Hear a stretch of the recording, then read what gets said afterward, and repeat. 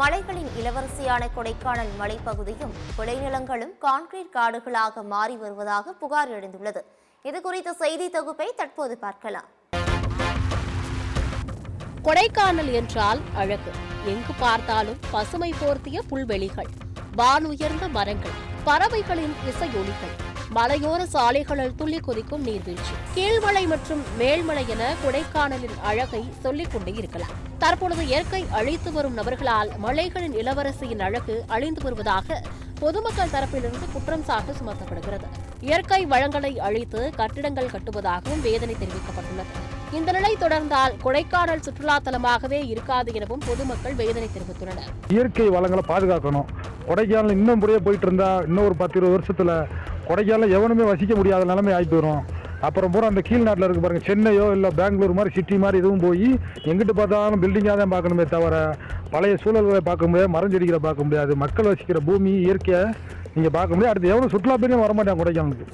ஏன்னா இப்போ இயற்கையாக இருக்கிறனால தான் அந்த காடுகளை மலைகளை பார்க்குறதுக்கு கொஞ்சம் வர்றாங்க மக்கள், அந்த கிளைமேட்லாம் பார்க்க. அப்படி அதெல்லாம் மாறி போச்சுன்னா அடுத்து கொடைக்கானல் சுற்றுலா பயணிகள் வரப்போகிறது கிடையாது, வசிக்கிற பூமியாக இருக்காது.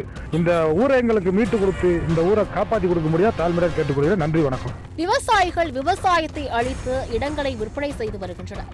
இதுபோன்று அழிக்கப்படும் மரங்களால் மழை சரிவர பெய்வதில்லை என்று வெப்பநிலை அதிகரித்து காணப்படுவதாகவும் வேதனை தெரிவித்துள்ளார் கணேசன். கேரட்டு, உருளைக்கிழங்கு, வெள்ளைப்பூண்டு, இந்த மாதிரி கேபேசி, முட்டைக்கோசுகளுக்கெல்லாம் நல்ல விலைவாசி ஓரளவு கிடைச்சா தான் நாங்கள் விவசாயத்தை தொடர முடியும். இப்போ மக்களுக்கு இந்த விளைபொருட்கள் எல்லாம் கொண்டு நல்லா ஓரளவு விலையில கிடைக்கும். எங்களுக்கு நல்ல விலை கிடைச்சா தான் விவசாயம் நாங்கள் தொடர முடியும்.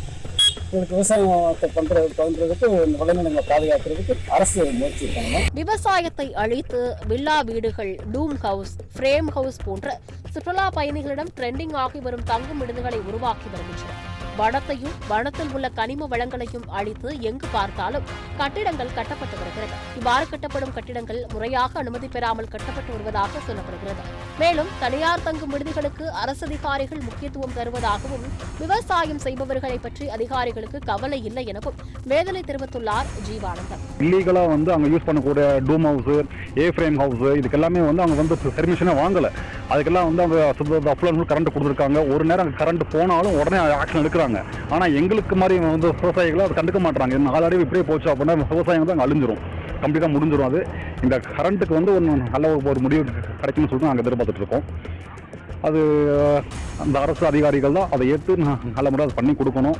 இப்படியே போச்சு அப்படின்னா விவசாயங்களும் அழிஞ்சிரும். நாங்கள் நான் பண்ணிட்டு இருக்க அந்த பாலிகோஸும் இதுவும் ஆட்டோமேட்டிக்காக கரண்ட் இல்லாதனால நான் ஒரு 6 மாசமா நான் மோட்டர் யூஸ் பண்ண முடியல. செடியெல்லாம் காஞ்சு வீடு உள்ள கிடக்கு. இதை நீங்கள் அரசு அதிகாரிகளுக்கு கொஞ்சம் பார்த்து பண்ணால் நல்லா இருக்கும். கொடைக்கானல் மலைப்பகுதியில் உள்ள விளைநிலங்கள் கான்கிரீட் காடுகளாக்கும் முயற்சியை உடனடியாக நிறுத்த வேண்டும் என பொதுமக்களும் இயற்கை ஆர்வலர்களும் கோரிக்கை விடுத்துள்ளனர். சத்தியம் செய்திகளுக்காக மாவட்ட செய்தியாளர் நாட்ராயன் மற்றும் கொடைக்கானல் செய்தியாளர் செல்வராஜுடன் சத்தியம் தொலைக்காட்சியின் செய்திக்குழு.